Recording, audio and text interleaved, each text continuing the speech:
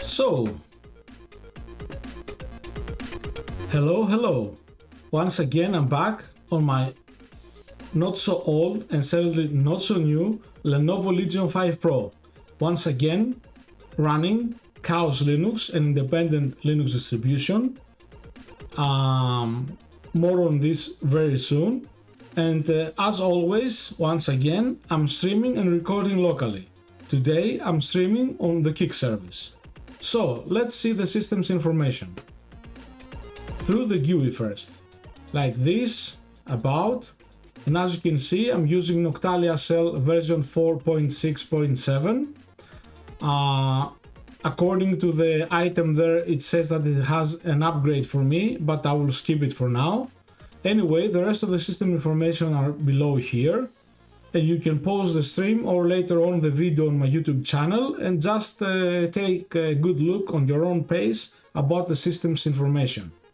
Anyway, let's do the same thing via the terminal. So here's the terminal. Let me do it like this, zoom in a bit. So here you go, KaOS Linux 2026. It's very important to know that it's the February release. It's very important, this one.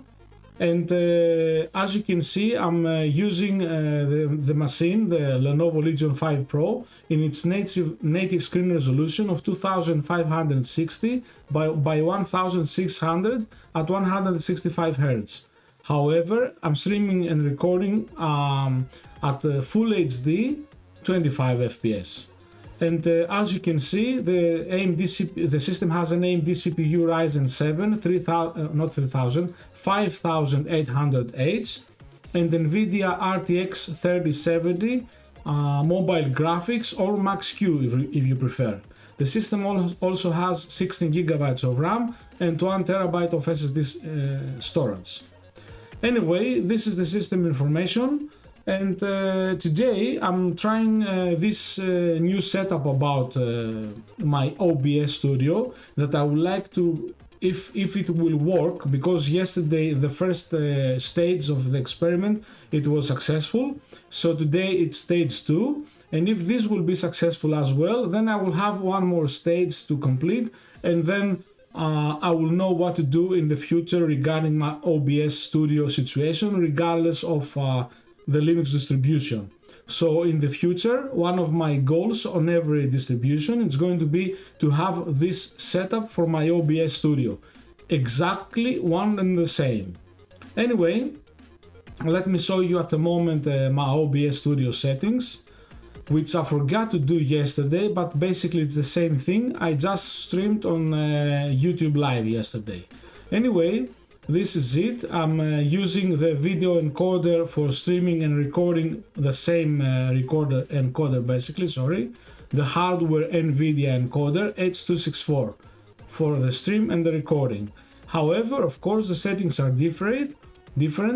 For streaming, the video bitrate is 8000 and the audio bitrate is 96. And as it says, the encoder preset, it's slow, good quality. And then for the recording, I'm using the high quality medium file size. The recording format is Matroska video, MKV. And yeah, I think this is enough. And the last thing that you may want to know is that I'm using, as I said, the OBS to stream and record at full HD 25 FPS. So yeah, there is that. And then let's see the stream. Okay, all this time I had the stream playing in the background as well, to make sure that all is fine so far. So yeah, so far this system has been rock solid, like no problem. I had very minor issues that most probably were based on what I was doing the system, because I was giving it quite a hard time. And for those that miss the past few streams or videos even, once again I would like to demonstrate a couple tricks that I finally managed to accomplish with this system. I will start with the easy one, changing the wallpaper. I will show you. I have about 800 wallpapers that are between Full HD, 2K and 4K resolutions, but as you can see the Full HD are not so many, are like 20 files, 20 wallpapers only Full HD, and the rest are 2K and 4K. Most of them I think they are 4K. Anyway, as I said, there are about 800, in reality are 781, and I have this to be like a slideshow. About every minute or so they're replacing each other on a queue, so to speak, and depending on my mood I would like to jump around on the wallpapers. For example, let's just say that this is maybe a bad moment because I enjoy this wallpaper a lot, but anyway I will just go ahead and change to another wallpaper. I will jump, I don't know, I will do it in random chance now. I'll go to 400 for example. I will press the key bind on my system and type the number and then click on OK or just press enter, and then the system will jump on that wallpaper. Boom. This trick I accomplished and I'm like okay, this to myself, I was talking to myself, okay, then this worked fine, let's go to the next thing, which is more difficult. So the other trick was, if you can see my mouse cursor at the moment, is this magenta fill color and aqua outline color. And this look, if you can understand, it's basically the KDE Breeze cursors, and I just painted them in a different way. Of course, I'm using the scalable version of the mouse cursors, and I can have, independent of the resolution, of the screen resolution, I can have on my own way this cursor to be the size of 24 and up to 96.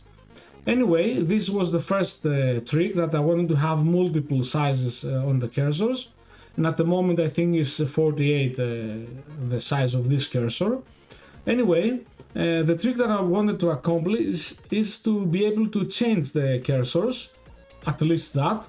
So I'm going here to switch to an existing set. I will go and select the black star, for example, as I have named it. So I'll do just that, and at this point in time, as you can see, the cursor already changed. It did few tricks in the background for the user, but it will be the best option if you will do the same thing, if you will copy this trick of mine when you will read the guide.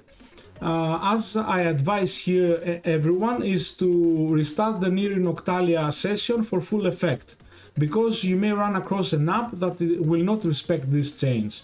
For example, I have found in this system, Audacity usually doesn't obey my changes.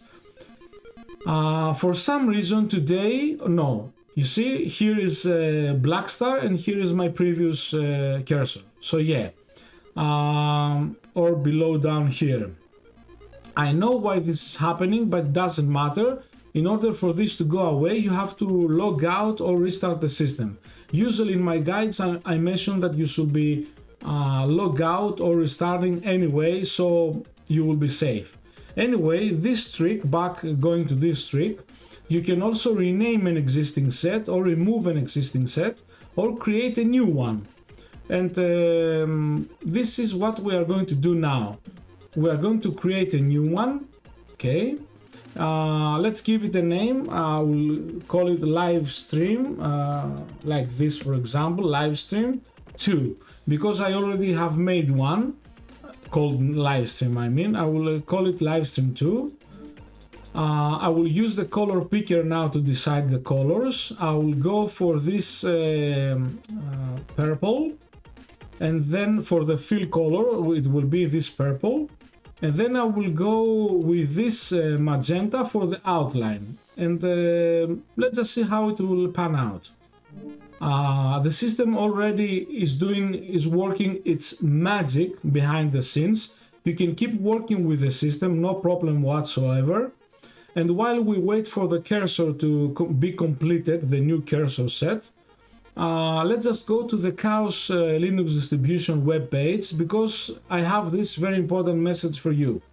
So let's just do this. This is the web page. So basically what you have to understand is that this Linux distribution before February, it was, as it says here, a lean KDE distribution. KaOS is an independent built from scratch Linux distribution focused on Qt and KDE.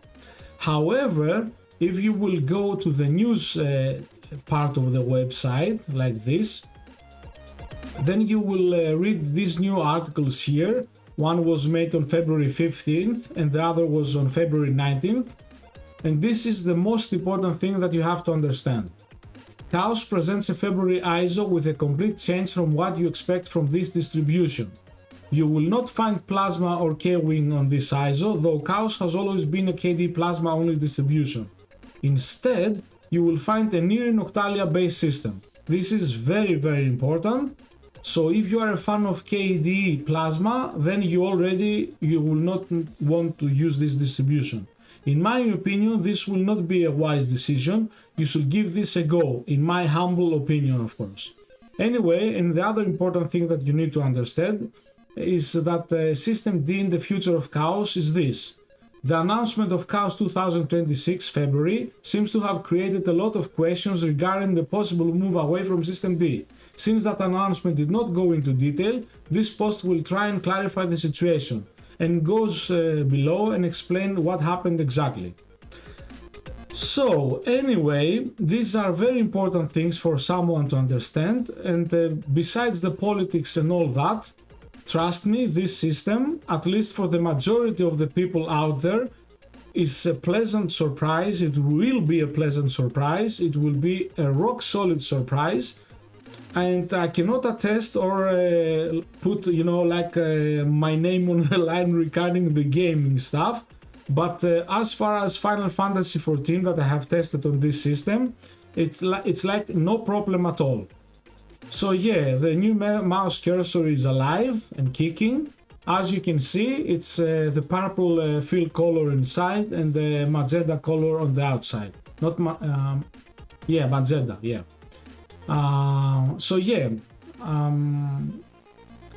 Let's open up a few apps here to see the mouse cursor. As you will see, on all apps, regardless if this is basically the third cursor that we have been making changes to the system, only one app did not follow our cursor's requests, so to speak. So yeah, this one KDE, just fine. This one is Audacity. As you can see, I still see the magenta and the aqua color cursor, but here it's just fine. GIMP, no problem at all. Kate, no problem at all. Calculator, Terminal, no problem at all. Dolphin, no problem at all. And the volume audio control, no problem at all. So yeah, as I said, while we were working with the system worked its magic and created this new cursor set for us. Oh, I love it.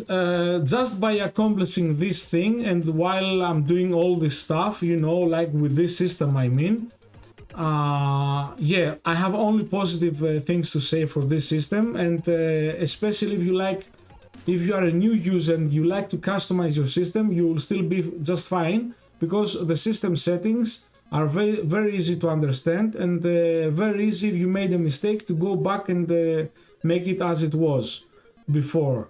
Anyway, for example, right now, I have this dock here. I have it on a special look, so to speak, and functionality, and I will go and change it. I will make it to be, instead of static, floating.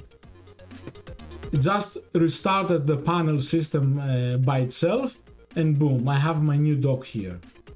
And I will keep it this way because I forgot to do this yesterday on yesterday's stream, and it was bothering me, and boom, we are back in a normal dock, so to speak. But for the people who like to have a more static version of this panel, you can do that as well. So yeah, these system settings are quite nice, quite easy to understand and grasp, and the system has its own widget system, very capable system in my opinion.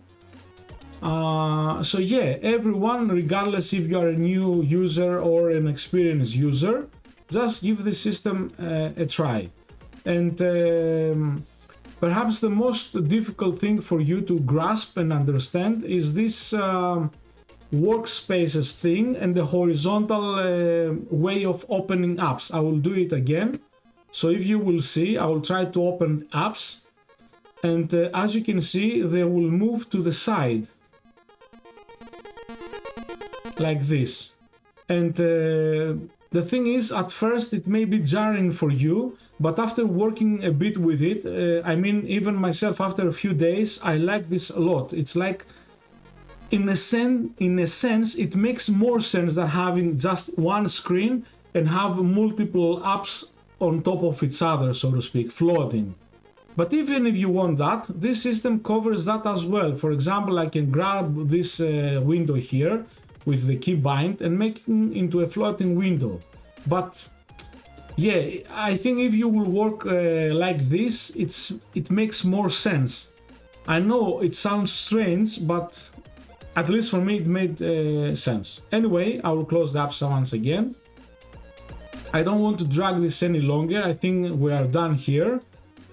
As always, thank you for everything, and see you on the next one. Bye!